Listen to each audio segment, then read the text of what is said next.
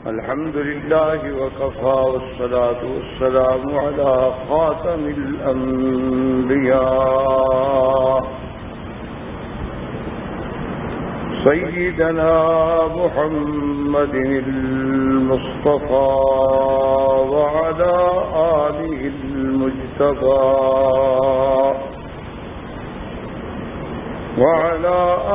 المجتبى وأصحابه النجبى. اللهم صل على سيدنا محمد النبي الأمي الهاشمي وعلى آله وأصحابه نجوم الهدى. أما بعد فقد قال الله تبارك وتعالى في القرآن المجيد والفرقان الحميد. أعوذ بالله من الشيطان الرجيم. بسم الله الرحمن الرحيم.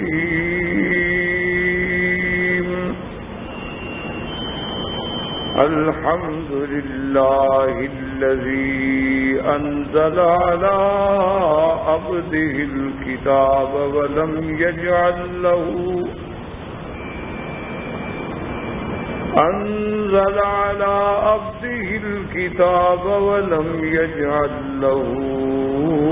عوجا.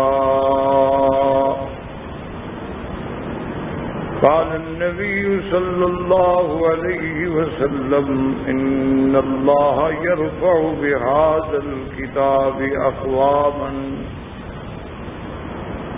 ويضع بها آخرين أو كما قال النبي المصطفى صلى الله عليه وسلم. صدق الله العلي العظيم وصدق رسوله النبي الكريم ونحن على ذلك لمن الشاهدين ومن الشاكرين والحمد لله رب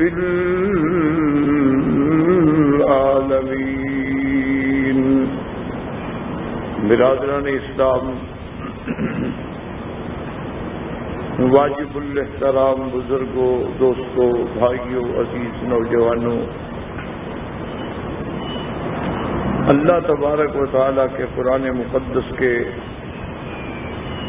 تفسیر قرآن کے دروس کے ضمن میں جو ہم نے کچھ باتیں عرض کی کہ اللہ کا قرآن، اللہ کی کتاب، یہ ایسی کامل، مکمل، جامع، مانع، دستور حیات ہے کہ جس کا مقابلہ دنیا کی کوئی کتاب نہیں کر سکتی. اللہ تبارک و تعالیٰ نے تمام شریعتوں کو ختم فرما دیا، تمام ادیان ختم ہو گئے. اب قیامت تک کے لیے صرف ایک ہی دین ہے جو دین اسلام ہے. ان الدین عند اللہ الاسلام، اس کے علاوہ کوئی قبول نہیں ہوگا. جیسے اللہ نے واضح فرما دیا وَمَن يَبْتَغِ غَيْرَ الْإِسْلَامِ دِينًا فَلَن يُقْبَلَ مِنْهُ وَهُوَ فِي الْآخِرَةِ مِنَ الْخَاسِرِينَ. اسی طرح اللہ تبارک و تعالی نے جو سلسلہ نبوت سیدنا نوح علیہ السلام سے شروع ہوا، وہ حضور صلی اللہ علیہ وسلم خاتم الانبیاء والمرسلین سید الاولین والآخرین حضرت محمد مصطفیٰ صلی اللہ علیہ وسلم پہ آ کے ختم. تو اب ایک واضح اور مسلمہ عقیدہ ہے اہل سنت والجماعت کا اور تمام مسلمانوں کا کہ لا نبی بعدہ ولا رسول بعدہ، حضور کے بعد کوئی نبی نہیں، کوئی رسول نہیں، ولا شریعت بعد شریعت ہی، اب کوئی شریعت نہیں، ولا کتاب بعد کتاب ہی، اب کوئی کتاب. تو جب کوئی کتاب نہیں تو اس کا معنی یہ ہے کہ اللہ نے قیامت تک جو آنے والے حالات ہیں، آنے والے ادوار ہیں، ہر دور کا حل جو ہے اپنے قرآن میں رکھا۔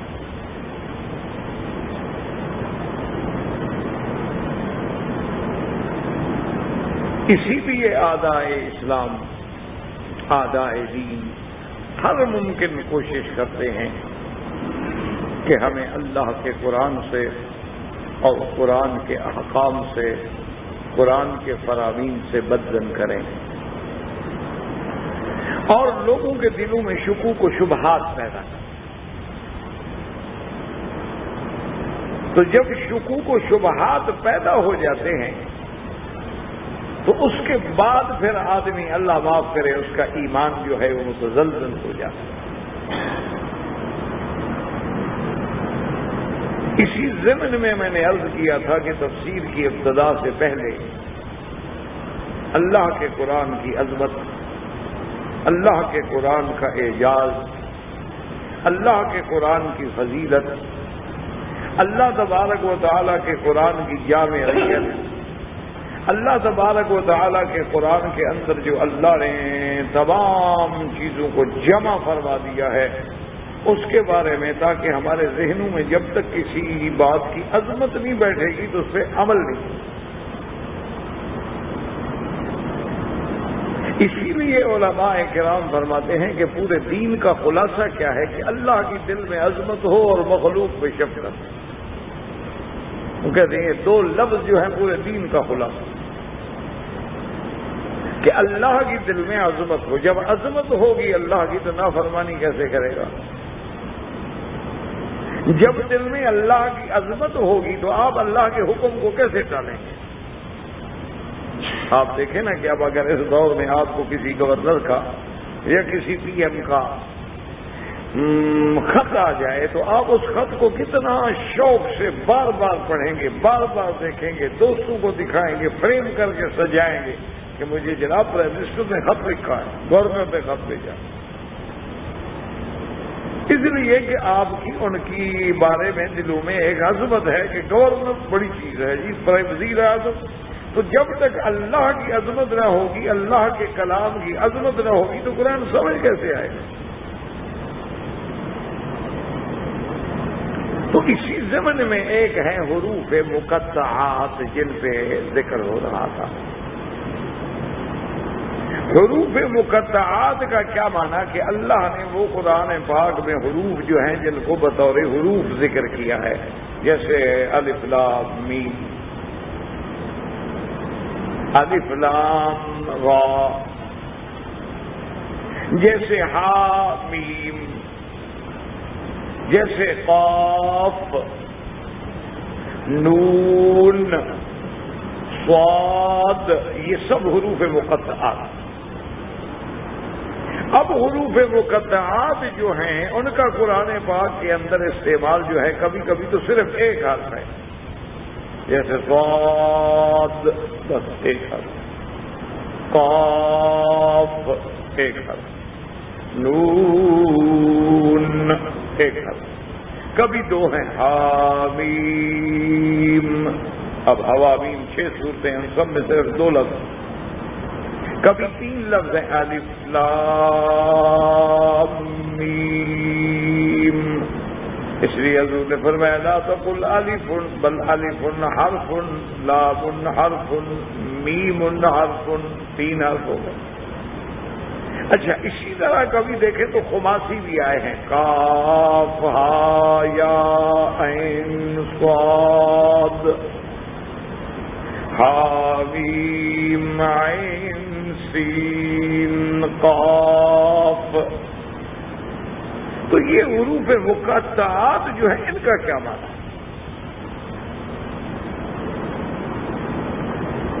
تو اب اس میں یاد رکھیں کہ حروف مقطعات کو سمجھنے کے سے پہلے ایک بات آپ دماغ میں رکھیں کہ سارے اللہ کے قرآن میں کل 114 صورتیں، اور حروف مقطعات جو ہیں وہ 114 میں سے صرف 29 صورتوں میں ہیں۔ یعنی کل قرآن مقدس کی صورتیں جو ہیں وہ 114 ہیں، اور 114 میں سے اللہ کے قرآن میں حروف مقطعات جو ہیں وہ صرف 29 صورتوں میں۔ اچھا، اور 29 صورتوں میں بھی آپ یہ دیکھیں کہ صرف 2 صورتیں جو ہیں وہ مدنی ہیں، صرف 2 صورتیں، سورۃ بقرہ اور سورۃ آل عمران، ان میں حروف مقطعات ہیں، اور یہ دونوں تو باقی 27 صورتیں جو ہیں وہ ساری کی ساری مکی صورتیں۔ مکی صورتوں کا کیا معنی ہے کہ جو حضور صلی اللہ علیہ وسلم پر ہجرت سے قبل نازل ہوئی وہ مکی صورتیں ہیں، جو ہجرت کے بعد نازل ہوئی وہ مدنی صورتیں ہیں۔ تو اب آپ ذہن میں رکھ لیں کہ 114 صورتوں میں نہیں ہے حروف مقطعات، 114 صورتوں میں سے صرف 29 صورتوں میں حروف مقطعات، 29 صورتوں میں سے 2 صورتیں صرف جو ہیں وہ مدنی ہیں اور باقی 27 صورتیں جو ہیں وہ مکی ہیں۔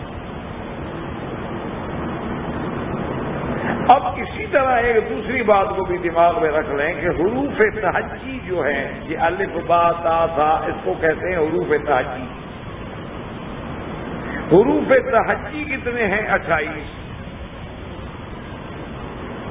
اور حروف مقطعات جو صورتوں میں آئے وہ ٹھیک 14 ہیں، یعنی ان کا بالکل نصف، یعنی کل حروف کی تعداد تہجی جو ہے وہ 28 ہے۔ حروف مقطعات میں اللہ نے جو حروف استعمال فرمائے وہ صرف 14 ہے۔ اللہ تبارک و تعالیٰ کی ہر چیز میں حکمت ہے۔ اب ان حروف مقطعات کا مقصد کیا ہے، مفہوم کیا ہے؟ اس پر ابن جریر طبری رحمت اللہ علیہ نے، جو بہت بڑے مفسر قرآن گزرے ہیں، بلکہ بعد کے سب مفسرین نے ان کی تفسیر سے لیا ہے، بہت بڑا مفسر ہیں جن کی 30 جلدوں میں اللہ کے قرآن کی تفسیر ہے، اور بڑی جامع تفسیر ہے کہ وہ سارے اقوال نقل کرتے ہیں، ایک آیت میں جتنے قول ہونا سارے نقل فرمائیں گے، اور پھر آخر میں جا کے وہ خلاصہ نکالتے ہیں کہ وہ اول الاقوال، سب سے راجح قول جو ہے وہ یہ ہے۔ سارے لوگ جو ہیں اس کے ناقل ہیں۔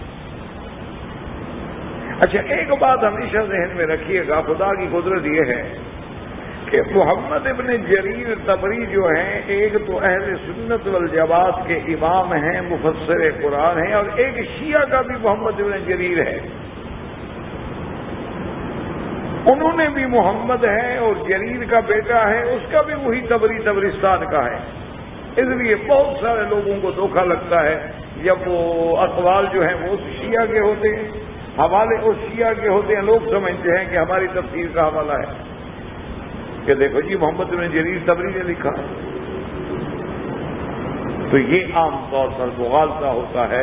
یہ پھر اہل علم کا کام ہوتا ہے، علماء کا کام ہوتا ہے کہ وہ دیکھیں کہ بھی یہ روایت، یہ حوالہ کس سن کا دے رہا ہے، یہ کس سن میں پیدا ہوا، کب فوت ہوا، وہ کب پیدا ہوا، کب فوت ہوا، اس کے استاد کون تھے، اس کے استاد کون تھے۔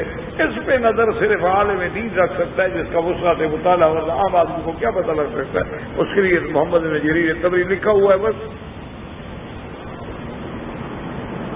اب دونوں میں ہم فرق کیسے کریں گے بھی؟ محمد بن جریر اب ہم دیکھیں گے کہ جی محمد بن جریر طبری نے کس سے پڑھا ہے، اس کا استاد کون ہے، اور اس محمد بن جریر طبری کا استاد کون ہے، صاف فرق نظر آ جائے گا۔ اس کے شاگرد کون ہیں، اس کا شاگرد کون ہے، صاف۔ اب دیکھیں نا امام بخاری رحمۃ اللہ علیہ روایت ہے حدثنا حماد، اب حماد کون ہے؟ حماد تو کئی ہو سکتے ہیں، یا کبھی کبھی امام بخاری رحمۃ اللہ علیہ فرما دیتے ہیں سفیان۔ اب سفیان کون؟ سفیان ابن عیینہ مراد ہے، سفیان ثوری مراد ہے۔ تو اب کیسے ہم پتہ کریں گے کہ یہاں سفیان ابن عیینہ مراد ہے یا سفیان ثوری مراد ہے؟ تو استادوں پہ نظر ڈالیں گے اور اندر شاگردوں میں نظر ڈالیں گے، تو مسئلہ واضح ہو جائے گا کہ سفیان ابن عیینہ سے کس نے پڑھا ہے۔ اور سفیان ثوری سے کس نے پڑھا ہے، اور دونوں کا عصر کون سا ہے، زمانہ کون سا ہے، ولد متی و توفی متی، کب پیدا ہوئے کب فوت ہوئے۔ اب اسی طرح آپ دیکھیں کہ مثلا حدیث میں بعض اوقات لفظ آ جاتے ہیں عبداللہ، تو اب اباطلہ تو بہت ہیں، عبداللہ ابن عمر بھی ہیں، عبداللہ ابن عباس بھی ہیں، عبداللہ ابن مسعود بھی ہیں۔ تو اب یہ محدثین کا اور علماء کی وسعت نظر ہوتی ہے کہ وہ نظر رکھتے ہیں کہ جہاں صرف عبداللہ کا لفظ آئے گا وہاں عبداللہ ابن مسعود ہی مراد ہوگا، کوئی اور مراد ہو ہی نہیں سکتا۔ کبھی عبداللہ ابن عباس کا لفظ اکیلا عبداللہ نہیں آئے گا، عبداللہ ابن عمر کبھی عبداللہ نہیں آئے گا، عبداللہ ابن عمر ہوگا۔ عبداللہ ابن عمر کبھی عبداللہ اکیلا نہیں ہوگا، عبداللہ ابن عمر ہوگا۔ صرف ایک عبداللہ ابن مسعود اتنے معروف جلیل القدر صحابہ میں ہیں، فقہا میں ہیں کہ اگر اکیلا نام عبداللہ ہے عبداللہ ابن مسعود ہوتے۔ اب یہ تو اہل علم کا، اب جیسے دیکھیں مسیح، اگر مسیح کے ساتھ ابن مریم ہے تو عیسیٰ علیہ السلام ہے، اور اگر ابن مریم نہ ہو تو مسیح دجال ہے۔ یعنی ایک طرف پیغمبر ہے، رسول ہے، اور دوسری طرف دجال ہے بدبخت، لیکن اللہ کا ایک ہے۔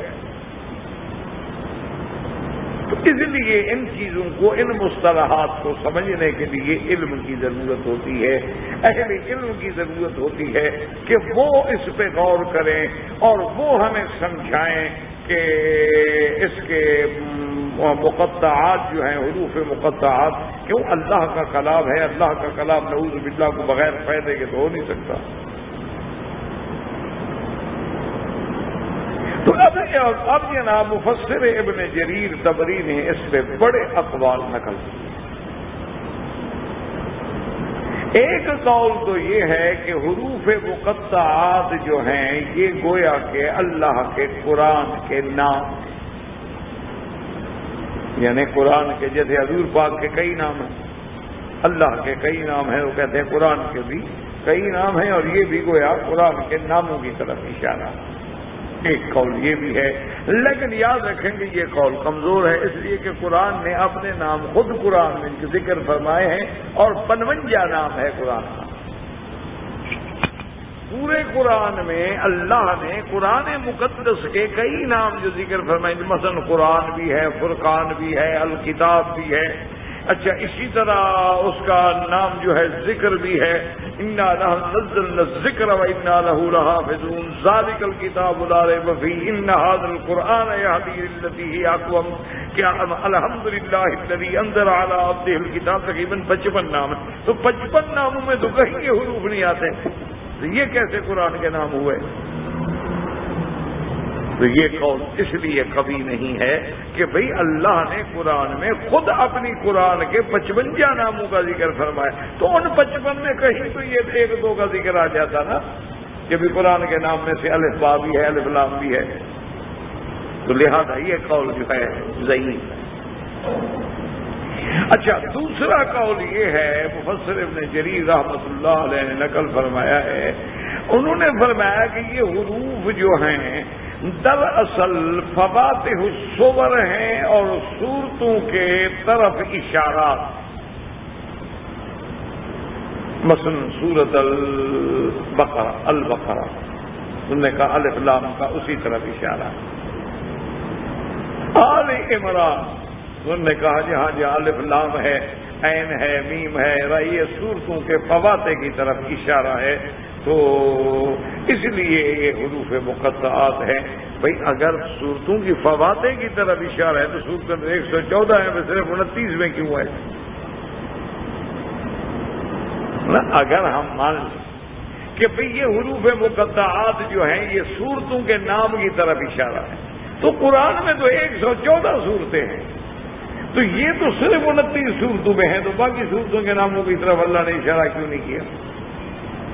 تو یہ قول جو ہے یہ بھی کمزور ہے، ضعیف ہے، اور اس میں بھی کوئی وزن نہیں۔ اچھا، ایک قول اور یہ ہے، وہ کہتے ہیں کہ جی یہ دراصل اللہ کے اسماء و صفات کی طرف اشارہ ہے۔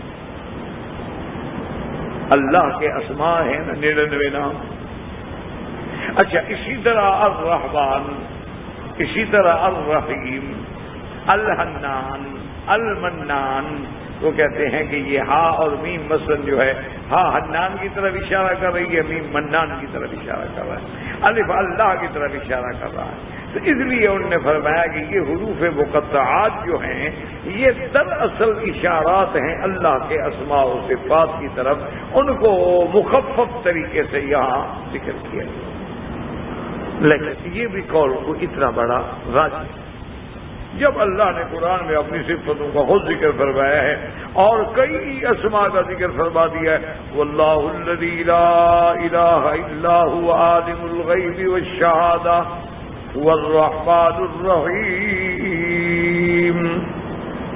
واللہ الذی لا الہ الا هو الملک القدوس السلام المؤمن المہیمن العزیز الجبار المتکبر سبحان اللہ عما یشرکون، واللہ الخالق الباری المصور له الاسماء الحسنى یسبح له ما فی السماوات والارض وهو العزیز الحکیم.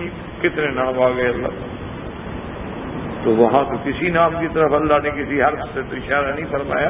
تو یہ کہنا جو ہے کہ یہ اسماء و صفات کی طرف اشارہ ہے، یہ بھی کوئی ایسی بات قوی نہیں ہے، قوی نہیں لگتی کہ اس سے مراد یہ سمجھی جائے.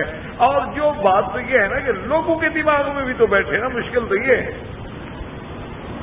تو یہ قول بھی اتنا راجح. اچھا، بعض علماء نے کہا کہ نہیں، یہ جو حروف ہیں یہ اشارات ہیں. مثلا جیسے سورۃ البقرہ کی ابتدا ہے الف لام میم، تو انہوں نے کہا کہ الف سے اشارہ ہے اللہ کی طرف، اور لام سے اشارہ ہے جبریل کی طرف، اور میم سے اشارہ ہے محمد الرسول اللہ کی طرف کہ اللہ نے قرآن اتارا ہے، جبریل لایا ہے اور محمد مصطفیٰ پہ اترا ہے. تو انہوں نے کہا کہ یہ دراصل ان حروف کا مخفف ہے. الف سے مراد اللہ ہے، لام سے مراد جبریل ہے، اور میم سے مراد محمد الرسول اللہ صلی اللہ علیہ وسلم ہے. یہ قول بھی بعض علماء نے نقل کیا، لیکن یہ قول بھی ایسا راجح. کیوں؟ اگر ہم ایسی باتوں پہ آ جائیں گے نا تو پھر تو ہر آدمی جو چاہے بنائے گا.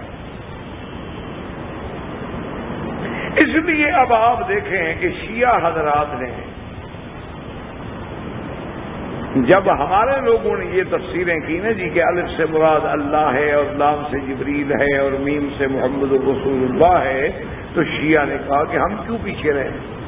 انہوں نے کہا کاف ہا یا عین صاد. انہوں نے کہا جناب کاف سے مراد کربلا ہے، ہا یا انہوں نے کہا اس سے مراد ہلاکت یزید ہے، عین صاد انہوں نے کہا عین سے مراد آتش حسین ہے، صاد سے مراد صبر حسین ہے. انہوں نے کہا یہ سارا واقعہ جو ہے اللہ نے قرآن میں رکھ دیا. تو جب تم کرو گے تو پھر شیعہ بھی کرے گا، روافض بھی کرے گا.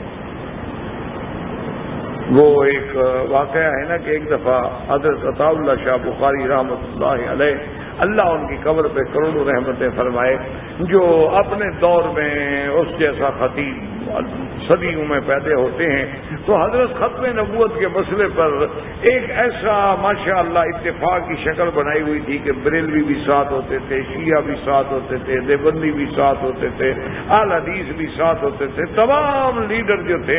اور چونکہ شاہ جی نے کہا دیکھیں یہ ختم نبوت کا مسئلہ سب کے نزدیک متفق علیہ، تو جب یہ مسئلہ متفق علیہ تو کم از کم اس پہ تو نہ لڑو. تو اس لیے بڑے بڑے یعنی اس دور میں عجیب بات ہوتی تھی کہ جلسے میں عطا اللہ شاہ بخاری بھی بیٹھے ہیں، عبدالحامد بدایونی بھی بیٹھے ہیں، ابو الحسنات بریلویوں کے بڑے بڑے لوگ جو تھے وہ بیٹھے ہوئے ہیں، اور اس کے بعد جناب عین غین قراروی بیٹھا ہوا ہے، شمس الدین بیٹھا ہوا ہے، مظفر بیٹھا ہوا ہے، مظفر علی شمسی بیٹھا ہوا ہے، صاحبزادہ فیض الحسن بیٹھا ہوا ہے، اور ادھر جناب مولانا محمد علی جلندری اور قاضی احسان شیخ آبادی، اور اہل حدیث میں سے لکھوی اور میر صاحبان سیال کوٹ والے. عجیب ایک منظر. تو شاہ جی رحمت اللہ علیہ کے مجلس تھی، دوست احباب بیٹھے ہوئے تھے. تو شاہ جی رحمت اللہ نے فرمایا کہ بھائی اب تو قادیانیت کا فتنہ اتنا بڑھ گیا ہے، اتنا انہوں نے زہریلا پراپگنڈا شروع کر دیا ہے، ان کے پاس دولت ہے، طاقت ہے، میگزین ہیں، ان کے پاس پرنٹ میڈیا ہے، ہم لوگوں کے پاس تو اسباب کی حد تک کچھ بھی نہیں ہے، اللہ کا نام ہے۔ تو میرا دل بہت کرتا ہے کہ حضور کی جو حدیث ہے نا انا خاتم النبیین لا نبی بعدی، تو میں چاہتا ہوں کہ ایک تحریک چلاؤں پورے ملک میں، انڈو پاک میں، کہ جب لا الہ الا اللہ محمد الرسول اللہ پڑھا جائے تو کہا جائے لا نبی بعدہ ولا رسول بعدہ، تاکہ بچوں کے دماغ میں ابھی سے بیٹھ جائے کہ حضور کے بعد کوئی نبی نہیں۔ انہوں نے فرمایا یہ میرا دل کرتا ہے کہ میں اپنے بچوں کے دماغوں میں، جیسے اب دیکھیں نا آپ یہاں ہم نے مکہ کے شریف میں طواف میں بھی ایک ہم نے ماشاءاللہ اضافہ کیا ہوا ہے کہ ہر آدمی جب پڑھے گا نا ربنا آتنا فی الدنیا حسرۃ وفی الآخرۃ حسنۃ وقنا عذاب النار وادخلنا الجنۃ مع الابرار یا عزیز یا غفار، لوگ سمجھتے ہیں یہ بھی قرآن کا کوئی حصہ ہے، بالکل ناجائز۔ کبھی پڑھیں آپ کبھی نہ پڑھیں، یہ تھوڑا ہے کہ ہر دفعہ جب ربنا آتنا پڑھیں تو آگے ضرور ملا ہے، تو مانا تو یہ ہو جائے گا کہ آپ قرآن میں ایک جوڑ لگا رہے ہیں، ناجائز۔ تو اب جناب شاہ جی فرمانے لگے کہ میرا دل یہ کرتا لیکن میں ڈرتا ہوں کہ علماء فتویٰ دے دیں گے کہ عطا اللہ شاہ بخاری نے کلمہ بدل دیا۔ اس ڈر کے مارے جو ہے میں یہ ہمت نہیں کرتا، میں جرت نہیں کرتا، اور دل میرا بڑا کرتا ہے۔ تو مظفر علی شمسی شیعہ کا بہت بڑا لیڈر تھا، بہت بڑا خطیب تھا، تو مظفر علی شمسی کہنے لگا شاہ صاحب آپ چھوڑیں، آپ کے اہل سنت سے یہ کام نہیں ہوگا، آپ ایسا کریں یہ کام ہم جیسے ملنگوں کو کلندروں کے ذمے لگائیں، ہم نے پہلے بھی تو کلمہ اتنا بڑھایا وہ اتنا ٹکڑا اور لگا دیں گے، کیا فرق پڑے گا ہمارے لیے؟ ہم نے کہا پہلے بھی تو ہم نے کلمہ شریف میں ایک جوڑ لگایا ہوا ہے نا، علی ولی اللہ وصی رسول اللہ خلیفۃ بلا فخر، وہاں ایک اور بھی لگا دیں گے لا نبی بعدہ ولا رسول بعدہ، ہمیں کوئی فرق نہیں پڑتا، تمہارے اہل سنت نہیں جرأت کر سکتے اتنا لمبا کلمہ بنانے کی، تو ہمارے لیے یہ مسئلہ کوئی نہیں۔ تو اس لیے میرے عزیز کہ اگر ہم آذان سے پہلے صلاۃ و سلام کا جوڑ نہ لگاتے تو درمیان میں شیعہ کو بھی جوڑ لگانے کی ضرورت نہ ہوتی۔ ہم نے پہلے صلاۃ و سلام رکھا، بعد میں صلاۃ و سلام رکھا، بعض لوگوں نے جناب باقاعدہ درود تاج رکھا، انہوں نے بھی پھر آذان میں جوڑ لگا دیا علی ولی اللہ وصی رسول اللہ خلافۃ بلا فصل۔ تو سیدھی سی بات ہے، اگر ہم حضرت بلال کی اذان کو نہ توڑتے تو کوئی جرأت نہ کرتا، اگر ہم الف لام میم کی یہ تفصیل نہ کرتے کہ الف سے مراد اللہ ہے اور لام سے مراد جبریل ہے اور میم سے مراد محمد الرسول اللہ ہے، تو شیعہ کو بھی کبھی جرأت نہ ہو، وہ کیسے اللہ کے قرآن کو چھوڑ۔ تو یہ کہنا جو ہے یہ بھی درست نہیں ہے۔ اچھا اب جناب بعض علماء فرماتے ہیں کہ یوں سمجھیں کہ حروف مقطعات جو ہیں کیا یہ صرف حروف ہیں یا ان سے کوئی مقصد بھی ہے، اس کا کوئی معنی بھی ہے؟ تو بعض علماء فرماتے ہیں کہ نہیں حروف ہیں لیکن ان کا معنی بھی۔ انہوں نے کہا کہ جیسے مثلا طاعہ اس کا معنی ہے او شخص، اے انسان، اے شخص، تو لہذا ایک معنی ہے۔ اور بعض علماء نے فرمایا کہ نہیں صرف حروف ہیں، یہ اس بات کی دلالت کر رہے ہیں کہ بھائی قرآن کو اللہ نے جو بھیجا ہے قرآن میں انہی حروف سے کلمات کو مرتب فرمایا گیا ہے۔ آپ دیکھیں نا پہلے حروف لکھ دیتے ہیں بعد میں عبارت ہوتی ہے، کیا معنی ہوتا ہے کہ یہ عبارت انہی حروف پر مشتمل ہوگی، یہی حروف وہاں استعمال ہوں گے۔ تو انہوں نے کہا کہ قرآن کے حروف مقطعات جو ہیں یہ اس بات پہ دلالت کر رہے ہیں کہ اللہ کا قرآن جو بھیجا گیا ہے بھائی وہ بھی انہی حروف سے ہے، اس میں بھی یہی حروف ہے، اس لیے اللہ نے حروف مقطعات جو ہیں وہ بھیجے۔ اچھا، اور بعض علماء نے فرمایا کہ ایک ایسی بات یاد رکھو، ایک قاعدہ ہے کہ ابہموہ کما ابہمہ اللہ، کہ جن کو چیزوں کو اللہ نے قرآن میں مبہم رکھا ہے تم بھی بلا وجہ بحث نہ کرو۔ کیا مانا؟ اللہ پاک نے فرمایا ذاب الفتیۃ الی الکہف، کہ چند نوجوان جنہوں نے غار میں پناہ لی، اب کون تھے، ان کا نسب کیا تھا، ان کا نام کیا تھا، خاندان کیا تھا، جب اللہ نے بیان نہیں فرمایا ہمیں اس بحث میں پڑھنے کی ضرورت کیا ہے؟ کہ اللہ نے اتنا واقعہ، مقصد تو ہمارا اس قصے سے عبرت پکڑنا ہے نا، کہ لوگوں نے توحید کے لیے گھر چھوڑا، وطن چھوڑا، ہجرت کی، اب وہ کون تھے، اس سے ہمیں کیا ضرورت؟ فرمایا وَأَوْحَيْنَا إِلَىٰ أُمِّ مُوسَىٰ أَنْ أَرْضِعِيهِ فَإِذَا خِفْتِ إِلَيْهِ فَأَلْقِيهِ فِي الْيَمِّ، اللہ نے فرمایا ہم نے موسیٰ علیہ السلام کی اماں کی طرف وحی بھیجی، تو اب موسیٰ علیہ السلام کی اماں کا نام کیا ہے؟ اللہ اعلم۔ جب قرآن ذکر نہیں کرتا تو ہمیں اس بحث میں پڑھنے کی کیا ضرورت ہے کہ موسیٰ علیہ السلام کی والدہ کا کیا نام ہے؟ اللہ نے مبہم چھوڑ دیا کہ ایک واقعہ بیان کرنا ہے کہ موسیٰ علیہ السلام کی والدہ کو پریشانی آئی، موسیٰ علیہ السلام کی پیدائش کا مسئلہ آیا، فرعون بچوں کو قتل کروا دیتا تھا، تو اللہ نے موسیٰ علیہ السلام کی اماں کو القاء فرمایا کہ تم نے، یہ تو اسرائیلی روایات ہیں، قرآن نے تو نام نہیں لیا،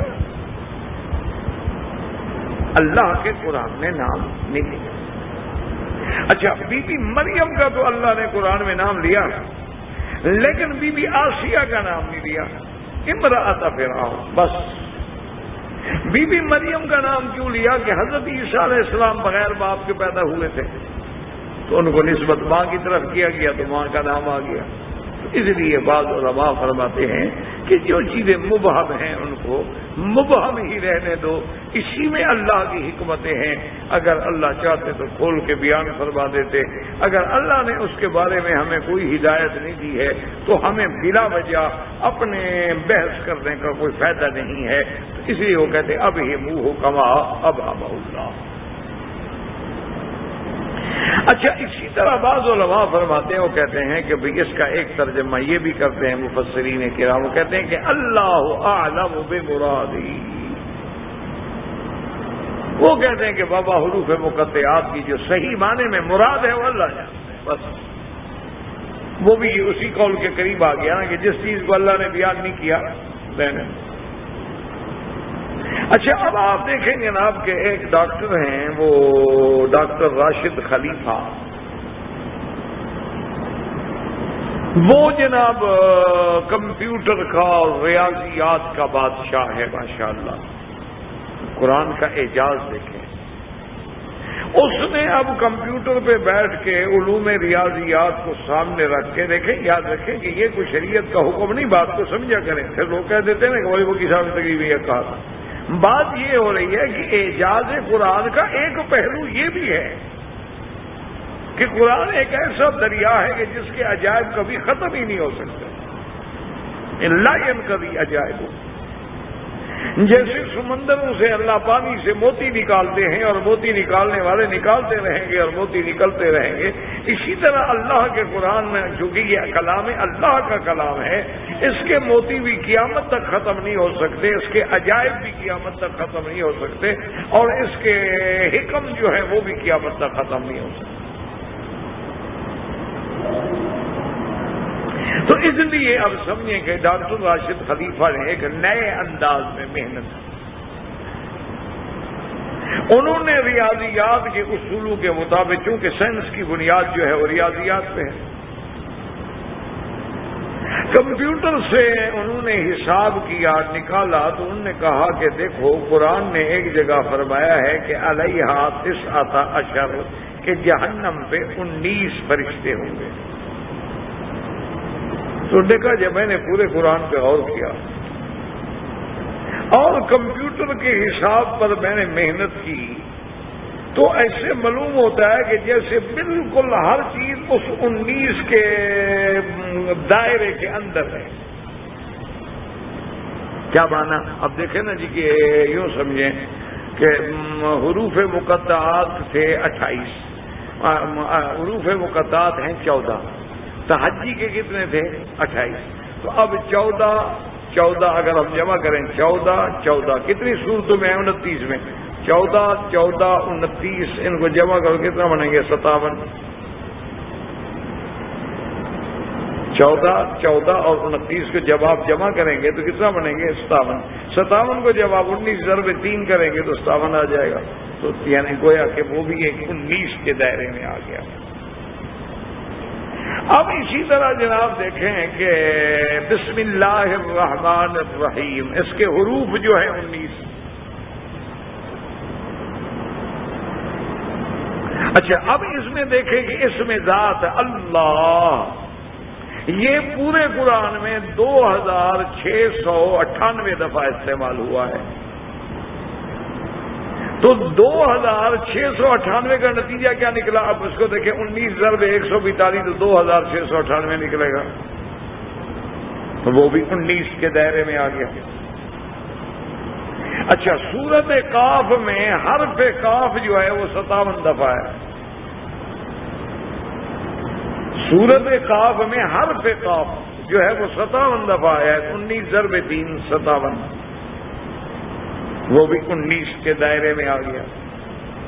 اسی طرح سورت نون میں حرف نون جو ہے وہ 133 بار 133 بار ضرب 6 وہ بھی 19 کے دائرے میں آ جائے گا. 19 ضرب جب ضرب دیں گے تو 133 آ کے نکلے گا. تو انہوں نے کہا کہ میں نے جوں غور کرتا گیا. اچھا انہوں نے کہا کہ جب سب سے پہلی وحی اتری ہے اس کے آیات جو ہیں 19 اور سب سے پہلی صورت الگ کو والناس تک گنو تو صورتیں 19. اسی طرح مقطعات کو کہتے ہیں جب ہم جمع کرتے ہیں 14 29 59 تقسیم 19 ضرب 3 57 تو وہ بھی 19 کے دائرے کے اندر. اور جو اللہ کے قرآن کو نہ مانے تو اللہ نے جہنم پہ فرشتے بھی 19 رکھے. علیہ تسعۃ عشر ایک نیا اعجاز ہے قرآن کا کہ قرآن کو اب لوگوں نے جب اس انداز میں سمجھنے کی کوشش کی تو قرآن یوں بھی سمجھ آیا کہ اس کے اندر بھی ایک اعجاز موجود ہے کہ اگر اس کو حساب کی نظر سے دیکھو تو ایک اعجاز موجود ہے. اگر آپ اس کو شمسی اور قمری تقسیم کے اعتبار سے دیکھنا چاہتے ہیں تو اب آپ دیکھیں گے اصحاب کہف کے بارے میں اللہ نے کیا فرمایا؟ وَلَبِثُوا فِي كَهْفِهِمْ 300 سنين وازدادوا تسعا کہ کہف میں اس غار میں وہ کتنا رہے؟ 309 سال. 300 اور اس پہ زیادہ 9 سال. بھئی 309 سال پھر 9 اور 9 سال کا کیا مانا؟ تو اس میں اللہ نے ہمیں تعلیم دی قرآن کے ذریعے کہ ایک سنہ شمسی ہوتا ہے اور ایک سنہ قمری ہوتا ہے. یعنی ایک جیسے آپ دیکھتے ہیں نا یہاں حساب چلتا ہے میلادی، جیسے اب آپ کہیں گے بھی 2004 چل رہا ہے جی، اور ادھر آپ کا چلے گا 1425 وہ ہے ہجری، وہ قمری اعتبار سے ہے، یہ میلادی شمسی اعتبار سے ہے.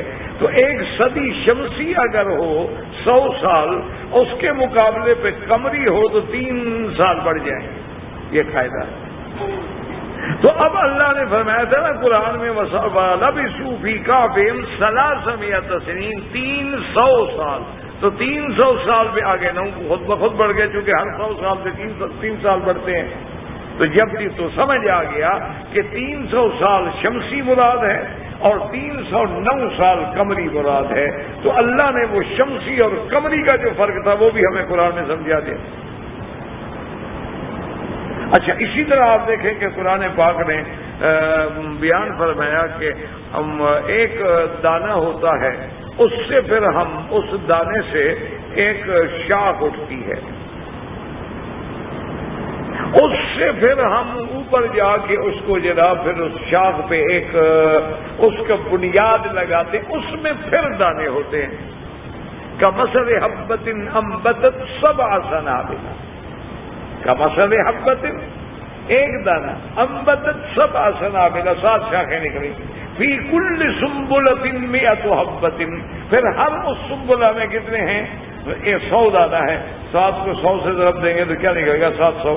تو ضرب کا قاعدہ بھی قرآن پاک میں موجود آ گیا.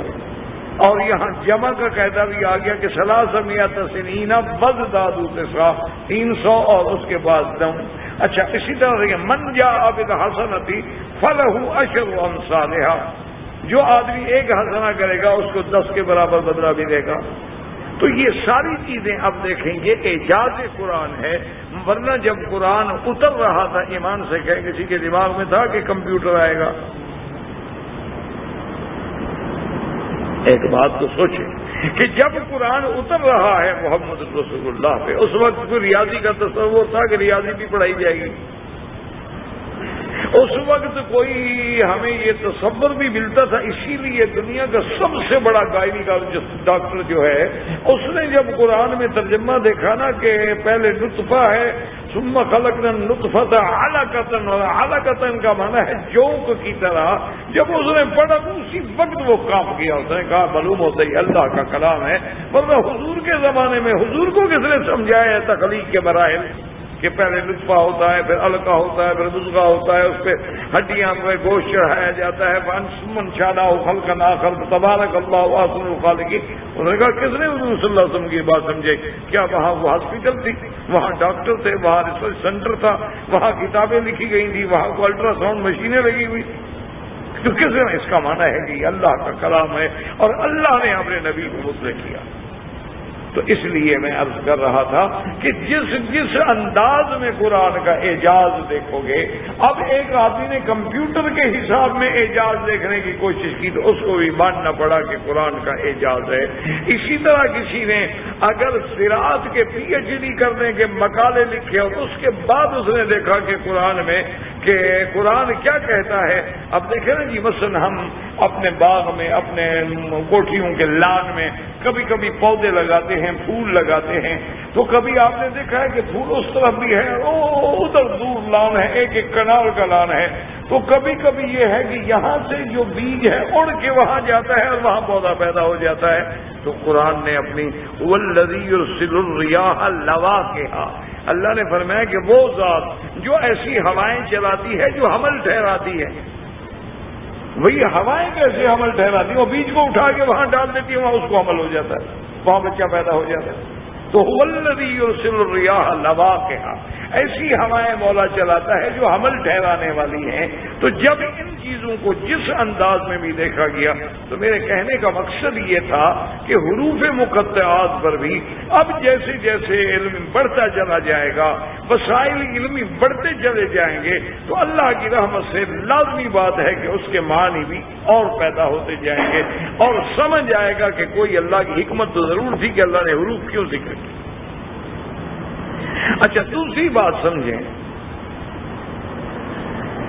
کہ اللہ کی قدرت یہ ہے کہ حروف مقطعات جیسے میں نے عرض کیا نا آپ کو کہ 29 صورتوں کی ابتدا میں آئے، ان میں 2 صورتیں مدنی، 27 صورتیں مکی۔ اچھا، پھر خدا کی قدرت ہے کہ جب آپ دیکھیں گے نا، جب یہ ساری چیزیں دماغ میں ہوں گی نا، پھر قرآن پڑھو گے تو پتہ لگے گا کہ میں قرآن پڑھ رہا ہوں۔ ورنہ تو وہی بات ہے نا کہ طوطے والی کہ مٹھو چوری کھائے گا تو نہ اس کو پتا ہے کہ مٹھو کیا بلا ہے، نہ پتا ہے کہ چوری کیا ہے۔ تو جب تک آدمی اللہ کے قرآن کو سمجھے گا نا، اللہ کا قرآن اس کے دل و دماغ میں اترے گا نہیں۔ اسی لیے تو حکم ہے کیا فلا یتدبرون القرآن ام علی قلوب اقفالها، کیوں نہیں قرآن میں غور کرتے؟ کیا تمہارے دلوں پہ تالے پڑ گئے؟ اور یہ بھی ہمیں سمجھ آیا کہ قرآن صرف عقل سے سمجھ نہیں آتا جب تک قلب متوجہ نہ ہو۔ اس کو سمجھنے کے لیے بصیرت کی، بصارت کے ساتھ بصیرت کی بھی ضرورت ہے کہ اب اس کے دل کو بات سمجھ آئے، دل میں بات لگے اور دل کی توجہ جو ہے اللہ کی کتاب اور اللہ کے کلام کی طرف۔ اب جناب دیکھیں کہ اللہ کی شان دیکھیں کہ اللہ نے قرآن میں جن حروف مقطعات کا ذکر فرمایا ہے ان میں 26 صورتوں میں جہاں جہاں حروف مقطعات ہیں اس کے بعد ہے ہی ذکر قرآن کا، یعنی اندازہ کرنا 29 صورتیں۔ 29 صورتوں میں 26 صورتوں میں بعد میں صرف قرآن کا ہی ذکر ہے. مثلا قاف والقرآن المجید، صاد والقرآن ذی الذکر. اسی طرح آپ دیکھیں الف لام میم ذالک الکتاب لا ریب فیہ، تو اس کے فوراً بعد کتاب کا ذکر ہے، قرآن کا. طٰہ ما انزلنا علیک القرآن لتشقى الا تذکرۃ لمن یخشیٰ. جہاں بھی آپ دیکھیں گے تو حروف مقطعات انہی صورتوں کے بعد ہیں جن کے بعد قرآن کا ذکر ہے. تو اس کی وجہ کیا ہے؟ اس لیے علماء نے فرمایا کہ اس کی وجہ یہی ہے کہ اللہ نے اسی طرف اشارہ فرمایا ہے کہ میرے قرآن میں یہی حروف ہیں، میرا قرآن انہی حروف کے کلمات و جملات سے مرتب ہے، اور میرے قرآن کا یہ اعجاز ہے کہ جب پڑھو گے تو یہی حروف جو ہیں تمہارے سامنے آئیں گے اور ان کا سمجھنا میں تمہارے لیے آسان کر دوں گا. اس لیے بعض علماء کہتے ہیں کہ دراصل ایک قول اور بھی علماء نے نقل فرمایا ہے، وہ کہتے ہیں کہ حقیقت اگر دیکھا جائے تو یہ بھی ایک انداز خطاب ہے جو اللہ نے اپنے نبی کو خطاب کیا. کیوں؟ مثلا وہ کہتے ہیں عرب شاعری میں تھا، وہ کہتے ہیں کہ عرب شاعری میں ہے کہ فَقُلْتُ لَهَا كِفِي فَقَالَتْ كَافٍ. اب یہ تو زمانہ جاہلیت کی شاعری تھا. اس نے کہا کہ میں نے اپنے محبوبہ سے کہا کہ ٹھہرو. اس نے کہا اچھا کیا ہے؟ کافر. کافر میں نا وقف تو ٹھہر گئی، لیکن کہا صرف کافر. تو مراد کیا تھا وقف تو کہ میں ٹھہر گئی ہوں؟ تو نے کہا یہ کلام عرب میں بھی ایسی بات جو ہے استعمال ہوتی تھی. اسی طرح بہت سارے چیزیں جو ہیں نا جی اس میں اشارات و کنایات ہوتے ہیں کہ جیسے ایک ایرانی شاعر، ایران کے بادشاہ کے دربار میں کسی شاعر نے یا بادشاہ نے یا اللہ عالم اس کی زبان سے ایک مصرع نکل گیا کہ درے ابلغ در جہاں کسنمی موجود، یا اس قسم کے الفاظ سے، چونکہ میں فارسی سے زیادہ آشنا نہیں ہوں. تو جب پہلا مصرع تو ہو گیا کہ بھی دنیا میں ابلغ موتی نہیں ہوتا. موتی جو ہونا ہے، موتی کا خالص ہونے کا معنی یہی ہوتا ہے نا کہ ایک رنگ ہو. دو رنگا پھر موتی کیا ہوا؟ الماس ہے تو ایک رنگ ہو، اور یا وہ یلو میں ہو یا وائٹ میں ہو، یا اس کے اندر تو اس کی ایک قسم ہو. زمرد ہے اس کا اپنا ایک رنگ ہے، یاقوت ہے اس کا اپنا ایک رنگ ہے، نیلم ہے اس کا اپنا ایک رنگ ہے، فیروزہ ہے اس کا اپنا ایک رنگ ہے، عقیق ہے اس کا اپنا ایک رنگ ہے. تو اس لیے اصل جو موتی ہے نا جو صحیح معنی میں تو ایک رنگا موتی ہوتا ہے، دو رنگا نہیں ہوتا. یہ دو رنگے تو پھر مقصد ہے کہ مصنوعی ہوئے. دو رنگا تو ویسے انسان بھی کچھ نہیں ہوتا نا، انسان بھی وہی اچھا ہوتا ہے نا جی ایک رنگا ہو. دو رنگے کو تو آپ کیا کہیں گے؟ منافق آدمی ہے جی، جس کے ساتھ بیٹھتا ہے اس کے ساتھ جڑ جاتا ہے. تو حالانکہ اس کی کوئی قیمت نہیں ہوتی. مذبذبین بین ذالک لا الہ الا ولا الہ الا. اسی لیے حضرت قاضی احسان مرحوم کی آخری تقریر میں نے جب سنی، مجھے یاد ہے حضرت درخواسی رحمۃ اللہ علیہ کا جلسہ تھا، تو اس میں حضرت قاضی صاحب کی آخری تقریر تھی، پھر ہماری ملاقات نہ ہو سکی. تو اس میں انہوں نے فرمایا کہ بھائی بات سنو، ایمان ہو تو صدیق کا ہو اور کفر ہو تو ابو جہل کا ہو، یہ درمیان میں کچھ نہیں. انہوں نے کہا یہ درمیان میں جو ہے نا آدھا بٹیر اور آدھا تیتر کہ ملتزم پہ کھڑے ہو کے دعائیں بھی مانگ لیں اور شام کو ماشاءاللہ جناب بلیو فلمیں بھی دیکھ لیں، یہ پھر آدھا بٹیر آدھے تیتر والی بات. کہ آدمی قرآن شریف بھی پڑھ رہا ہے ماشاءاللہ اور بڑا رو رو کے پڑھ رہا ہے، اور میگزین پہ جناب عورتوں کے فوٹو دیکھ کے اور مکیاج دیکھ کے اور ان کے جناب اقسام دیکھ کے تبصرے بھی کر رہا ہے. یہ کوئی اسلام نہیں. سیدھی بات کرو، یا ادھر ہو جاؤ ادھر ہو جاؤ. یہ جو ہے نا جی یہ اپنا، تو اس لیے وہ انہوں نے کہا کہ بھی ایمان ہو تو صدیق کا ہو، بات ختم، اور کفر ہو تو ابو جہل کا ہو کہ مر رہا ہے بدر میں، گردن کٹی ہوئی ہے، آخری لگے ہیں. صحابی نے جا کے ٹھوکر ماری، کہا ہاں ہاں ابو جہل اب کیا حال ہے؟ انہوں نے کہا یار کیا ہے، مکہ فتح کر لیا تم لوگوں نے، ایک بندہ مر گیا، جنگوں میں لوگ مرتے نہیں رہتے، کیا ہو گیا؟ الفتح تم مکہ، مکہ فتح کر لیا تم نے، کیوں مجھے تانا دے رہے ہو؟ یعنی اس وقت بھی اکڑ موجود ہے۔ عبداللہ ابن مسعود رضی اللہ تعالیٰ عنہ نے جو اپنی تلوار نکالی نا گردن کاٹنے کے لیے، تو کہتا ہے یار الغنم، وہ بکریوں کے چرانے والے، تیری تلوار سے میری گردن نہیں کٹتی، میری تلوار نکال۔ میری تلوار کمزور ہے، کہاں سردار کی گردن کاٹ سکے، میری تلوار نکال لے اور پھر میری گردن کا، اور خیال خبر میری گردن خراب نہ کرنا، نیچے سے کاٹنا اچھی طرح، پتہ لگے سردار کی گردن ہے، لمبی ہے۔ یعنی مر گیا ہے بدبخت، لیکن کفر پہ کھڑا ہے۔ انہوں نے کہا یہ درمیان میں جو ہے نا جی، آدھا بٹیرا اور آدھا تیتر، یہ نہیں ہے، سیدھی سیدھی بات کرو، یا ادھر ہو جاؤ یا ادھر ہو جاؤ، ادخلوا فی السلم کافۃ۔ تو اس لیے ہمیشہ یاد رکھیں کہ اللہ تبارک و تعالیٰ کے دین کو سمجھنے کے لیے، اللہ کے قرآن کو سمجھنے کے لیے، ایمان لانے کے لیے، اب دیکھیں کہ انہوں نے کہا کہ دراصل یہ بھی حضور کو خطاب، کیسے حضور کو خطاب ہے؟ اب اس میں تو کوئی شک نہیں نا کہ یا ایھا المزمل کس کو خطاب ہے؟ حضور کو۔ اور مزمل کا کیا معنی؟ کپڑے میں لپٹنے والا۔ یا ایھا المدثر، اے کپڑے میں لپٹنے والا، یہ خطاب۔ اچھا، کیونکہ جس کیفیت میں آدمی ہو اس کیفیت میں خطاب کرنا جو ہے یہ اس کی عظمت کی بڑی دلیل ہے، بڑی محبت ہے، اللہ کا لطف و کرم ہے کہ اپنے نبی کو اس حال میں خطاب فرما رہے ہیں۔ یہ نہیں کہا کہ یا محمد، کہا یا ایھا المزمل۔ جیسے حضرت علی سوئے ہوئے تھے نا تو سر میں مٹی تھی، تو حضرت حضور اٹھا رہے ہیں، کم یا ابی تراب، کم یا ابی تراب، مٹی کے باپ اٹھو اٹھو۔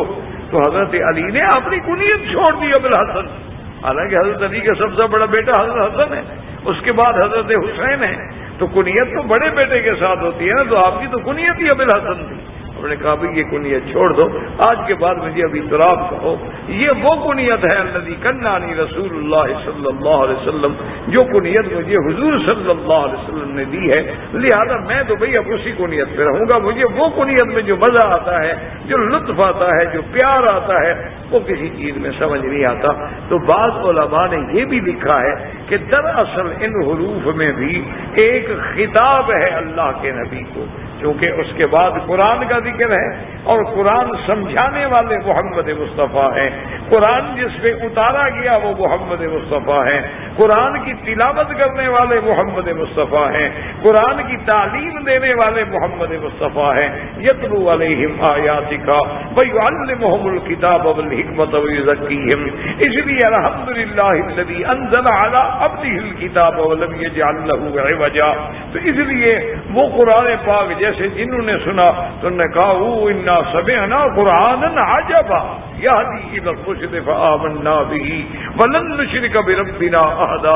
علماء نے فرمایا کہ دراصل ان حروف میں ایک خطاب ہے، ایک انداز خطاب ہے اور ایک ندا ہے، اور اس میں اللہ نے اپنے نبی محمد الرسول اللہ صلی اللہ علیہ وسلم کو ندا فرمائی ہے۔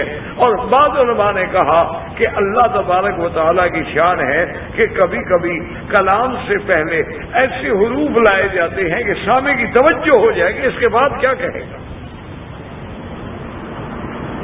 کسی کے ساتھ آپ نے بات کرنی ہو تو آپ اس سے پہلے یعنی آپ دیکھیں نا کہ جس کو آپ آج کل کہتے ہیں کولڈ ورڈز ہیں، تو پھر وہ توجہ ہوگی۔ تو جب ایک نئی چیز آئے گی، چونکہ عرب تھے، فصیح تھے، بلیغ تھے، ادیب تھے، وہ سمجھتے تھے ان بلاغتوں کی نزاکتوں کو، ورنہ اگر خدا نہ خواستہ حروف مقطعات کا کوئی فائدہ نہ ہوتا تو سب سے پہلے چیخنے والے تو عرب ہوتے جو قرآن کے دشمن تھے، جو قرآن پر ایمان نہیں لے آئے۔ سب سے پہلے تو وہ چیختے کہ یہ حروف کا کیا معنی ہے، اس کا کیا مقصد ہے، الف لام میم کا کیا مراد ہے۔ اس لیے بعض علماء نے فرمایا کہ دراصل شعراء عرب میں اور عرب کی شاعری میں اور اسی طرح عرب کے ادباء کے کلام میں ایسی کلام بھی ہمیں ملتے ہیں کہ جہاں صرف حروف سے اشارے کیے گئے ہیں کہ ایک حرف ہے لیکن اس سے مراد جو ہے وہ آگے پوری کی پوری عبارت مراد ہوتی ہے۔ اب جیسے آپ دیکھتے ہیں نا جی، اب مثلاً کہ بڑے بڑے اب جو نئے نئے طریقہ کار آ گئے ہیں علوم کے کہ وہاں ایک حرف ہوتا ہے لیکن اس سے مراد آگے کیا چیز ہوتی ہے۔ دیکھا نہیں کہ پوری ورلڈ کا نقشہ آپ دیکھتے ہیں تو ایک علامت ہے، یہ کیا ہوئی؟ یہ دریاؤں کی علامت۔ اچھا یہ کیا ہے؟ انہوں نے کہا جی یہ سڑک کی علامت۔ اچھا یہ کیا ہے؟ انہوں نے کہا جی یہ بحر احمر مراد ہے۔ یہ کیا ہے؟ یہ بحر عرب مراد ہے۔ یہ کیا ہے جی؟ انہوں نے کہا ہے بحر الکاہل مراد ہے۔ اچھا یہ کیا ہے جی؟ انہوں نے کہا شمال مراد ہے۔ یہ کیا ہے جی؟ انہوں نے کہا جنوب مراد۔ ایک چھوٹی سی جگہ پر پورے عالم کا نقشہ دے دینا وہ کیسے ہوتا ہے؟ اس لیے کہ علامات ہیں۔ تو بعض علماء نے فرمایا کہ دراصل یہ ساری چیزیں جو ہیں ان کا تعلق، ان حروف کا تعلق جو ہے اللہ کے رسول سے ہے اور ان کا تعلق جو ہے وہ اللہ کی کتاب سے ہے۔ اب گویا کہ یہ حروف جو ہیں ایک ندا ہیں، ایک حضور صلی اللہ علیہ وسلم کے اسم کی طرف ان کا خطاب ہے، لیکن راج اقوال اسی لیے علماء نے جو آسان حل نکالا ہے وہ یہی ہے کہ مومن کے لیے تو اتنا کافی ہے کہ اللہ اعلم بمرادہ۔ اچھا بعض علماء نے ایک اور عجیب بات، انہوں نے کہا کہ ایمان بالغیب جو ہے وہ بڑی بات ہے۔ ایمان بالغیب جو ہے وہ تو بڑی چیز ہے۔